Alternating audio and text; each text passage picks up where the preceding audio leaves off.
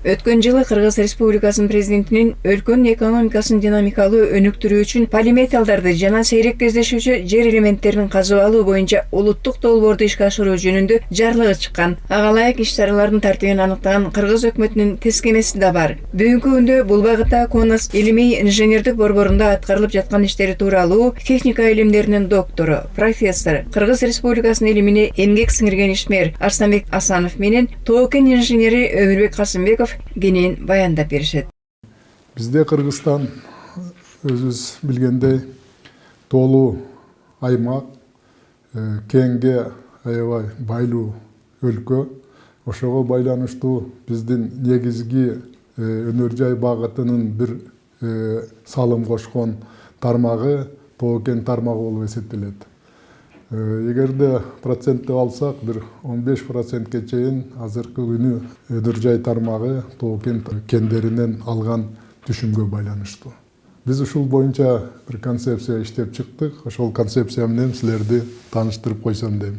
Ал концепцияда чагылдырылгандай, бизде Кыргызстанда канча кендер бар, кайсыл кендерди иштетип кетсек болот, азыркы күндө эмне жатат ал жерде, алтындан баштап мисалы көмүргө чейин деп. Союз кезинде бизде Кыргызстанда ушул кендерден биз керектүү уран, көмүр, алтын, смап, сурмаларды алсак, азыркы күнү бул нерселер бир аз чектелип калды. Себеби ошол эле Хайдеркен, ошол эле Кадамжайдагы комбинаттар бир аз иши жакшы жүрбөй, инвесторлорго сунуш болуп, азыркы күнү инвесторлор иштеп атат.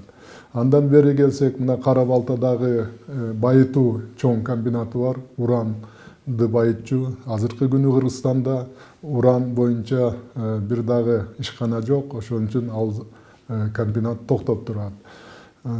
Чүй облусунда илгери Союз кезинде дагы бир аябай чоң бекеме болгон.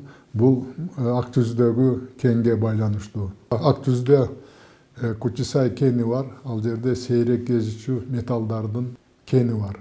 Ошол кен Союз кезинде коргошун жана цинкти казып алса, 60-жылдары ошол сейрек кездешүү металлдарды чалгындап, анан өндүрүштү ошол тармакка бурган. Орловка шаарчасында чоң ири металлургиялык завод курулган.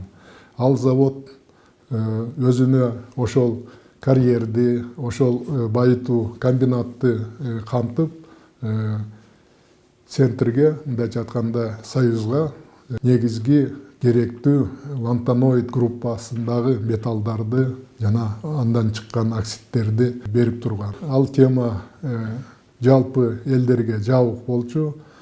Азыркы күнү угуп аткандырсыңар телевизиондон, башка жактан, мисалы тиги США, Украинада бир кызыккан жери бул ошол сейрек кездешүү металлдар, Гренландияга кызыгып атат, ал жерде дагы ошол металлдар, Россия менен иштешели деп атат, ал жерде дагы ошол металлдар. А бизде Кыргызстанда ошол кезде, Союз кезинде бул нерсе баары иштелип, өнөр жайга чоң салым кошчу.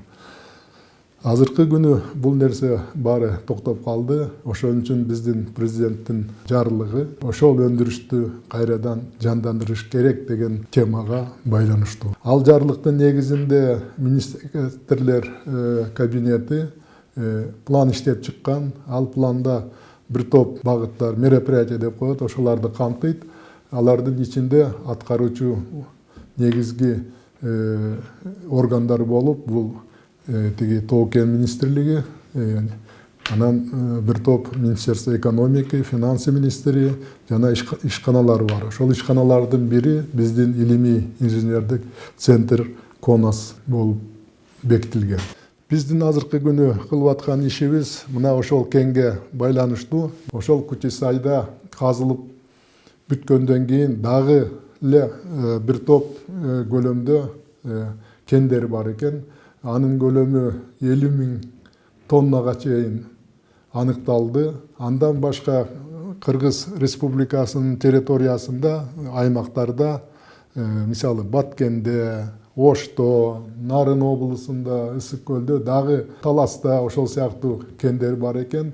Алардын көлөмүн кошуп келсек, 50.000 тоннаны дагы 2 эсе, 2,5 эсе көбөйтсө болот экен. Ал кендерди иштеткен азыркы күнү биз командабыз менен барып баарын изилдеп чыктык.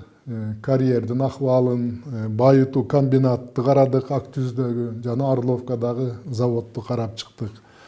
Ал жерде азыркы күнү завод менен теги байытуу комбинатынын эч нерсеси калбаптыр.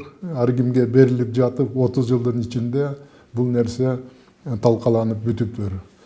Кутусай кени бар, жанында дагы Каленсай деген, Берилий деген элементтин кени бар экен.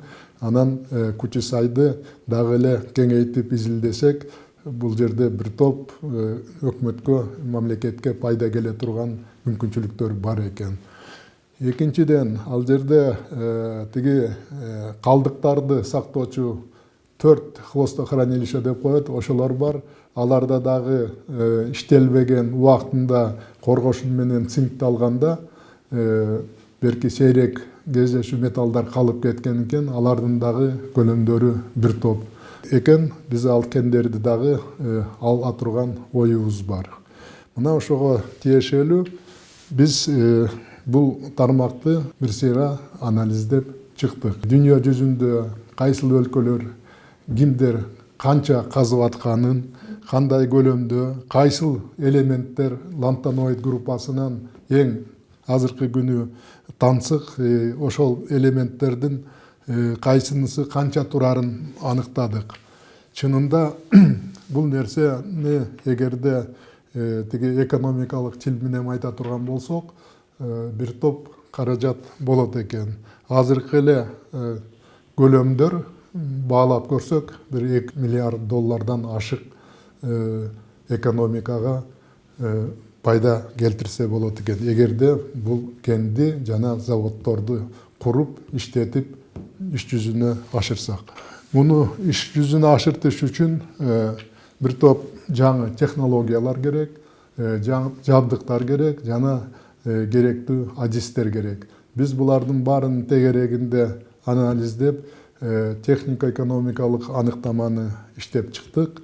Ошол боюнча азыркы күнү иштерди жүргүзүп жатабыз. Бизде мүмкүнчүлүк берген өкмөт тарабынан биз тиги чет элдик кызыккан инвесторлор менен кезигишүүлөрдү түзүп атабыз. Азыркы күнү бир 5-6 компаниялар менен сүйлөшүп, меморандумдарды түздүк. Эми күтүп атабыз, кимиси салым кошуп, биздин талабыбызга макул болуп иштейбиз десе, анда биз бул нерсени өкмөттүн деңгээлинде чечип, жумушту жакын арада баштаганга даярбыз. Мисалы, Кытай көп жылдардан бери кызыгып жүрөт экен. Алар келип жүрөт. Кытайда эң алдыңкы технология, эң алдыңкы жабдыктар азыркы күнү бар. Экинчиден, Корея өлкөсү келди, Түштүк Кореядан 2 компания, ири компаниялар келди. Алар Казакстанда иштеп, литий деген металлды табышыптыр, чалгындоо жүргүзүп. Азыр алар бизге кызыктар болуп атышат. Үчүнчүсү, Россиядан Росатом деген компания келип кызыгып атышат. Төртүнчүсү, Европадан немистер кызыгып атышат, француздар кызыгып атышат, арабтар кызыгып атат. Себеби айтып коюш керек. Мисалы, арабтар эмнеге кызыгат дегенде, ал жерде ошол лантаноид группасында кээ бир элементтер бар. Алар нефтини иштетип, бензин, солярка алып атканда катализатор катары колдонуучу нерсе экен. Ошого аябай кызыктар болуп атат. Технологияларды карасак, мисалы электромобиль дегендер чыгып атат, учкуч самолеттор учуп атат, военный техника пайда болуп атат, дрондор пайда болуп атат, компьютер, башка технический системалар, кайыктар, генераторлар, станциялар, ошонун баары ошол сейрек кездешүү металлдарга муктаж экен. Тиги Кутусайдагы заттар, руда деп коебуз, комплекс турда. То есть бир гана тиги сейрек кездешүү металл эмес, ал жерде башка түстүү керектүү металлдар да бар. Мисалы коргошун, цинк, молибден жана тиги торий менен уран да бар. Торий, уран өзүңүздөр билгендей бул зыяндуу элементтер, аларды бөлүп салыш керек.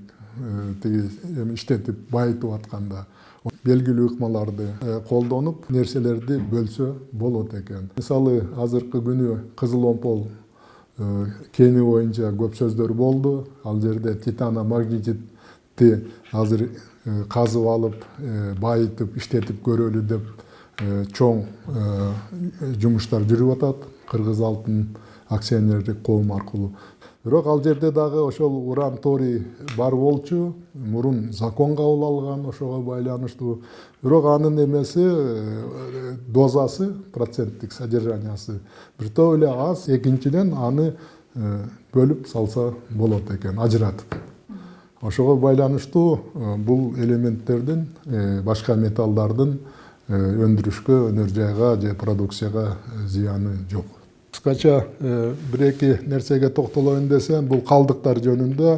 Калдыктар жөнүндө Өмүрбек Токтогулович жакшы билет. Жакынкы күндөр эле Кытайдан келген чалгындоо компанияларды көрсөтүп келди. 3 таштанды бар Ак Түздөгү. Ошонун ичинде 2 таштандысы 370 000 кубтан, 3-чү таштандысы 1 миллиондон ашык кубометр эме таштандылар бар.